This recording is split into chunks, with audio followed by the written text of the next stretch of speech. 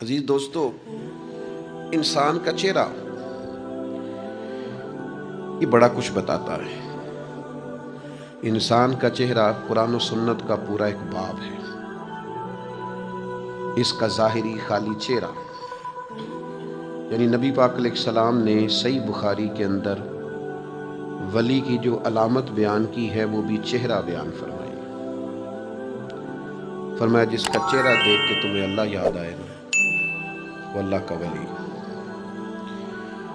چہرہ کبھی بندے کا مرجھا جاتا ہے کسی پریشانی کی وجہ سے، کبھی اس کا چہرہ کھل اٹھتا ہے۔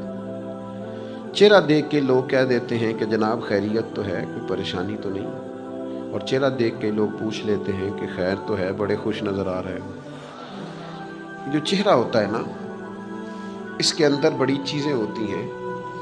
اس کی ظاہری ساخت، اس کے خد و خال، اس کا مسکرا دینا، اس کا مرجھا جانا۔ اور میں چونکہ چند لوگوں کا استاد بھی ہوں، وہ سمجھتے ہیں کہ میں نے انہیں کچھ پڑھایا ہے، تو میں بعض چہرے دیکھ کے یہ بھی سمجھ جاتا ہوں کہ یہ سوال بھی ہے چہرے میں کوئی نہ کوئی۔ اس وقت چہرے کی سطح پر، نقوش پر کچھ سوال بھی اٹھ رہے ہیں، کچھ پوچھنا چاہتا ہے۔ چہرے بڑا کچھ بتاتے ہیں۔ چہرے خوش بھی ہوتے ہیں، چہرے غمگین بھی ہوتے ہیں۔ دنیا میں بھی چہرے نظر آتے ہیں، قیامت میں بھی چہرے نظر آئیں گے۔ سورۃ القیامہ کی 2 آیتیں میں نے پڑھی ہیں۔ اللہ فرماتے ہیں وجوہ یومئذ ناظرہ، قیامت والے دن کچھ چہرے بڑے تر و تازہ ہوں گے۔ اللہ آپ کو تر و تازہ کرے۔ وجوہ یومئذ ناظرہ، قیامت والے دن کچھ چہرے بڑے تر و تازہ ہوں گے۔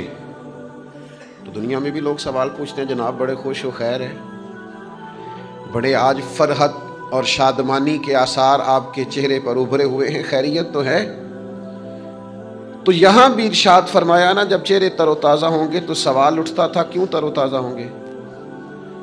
کچھ چہرے قیامت کے وجوہ یومئذ ناظرہ، کچھ چہرے قیامت کے دن بڑے تر و تازہ ہوں گے۔ تو اگلی آیت میں اللہ نے خود ہی جواب دے دیا کہ اس لیے تر و تازہ ہوں گے کہ الی ربہا ناظرہ، وہ اپنے رب کا دیدار کر رہے ہوں گے، وہ اپنے رب کا نظارہ کر رہے ہوں گے۔ اس نظارے کی وجہ سے چہرے تر و تازہ ہوں گے، نظارے سے تازہ ہوں گے۔ الی ربہا ناظرہ، اپنے رب کا جب نظارہ کریں گے نا، یہ جو نظارہ ہے نا، یہ چہروں تر و تازہ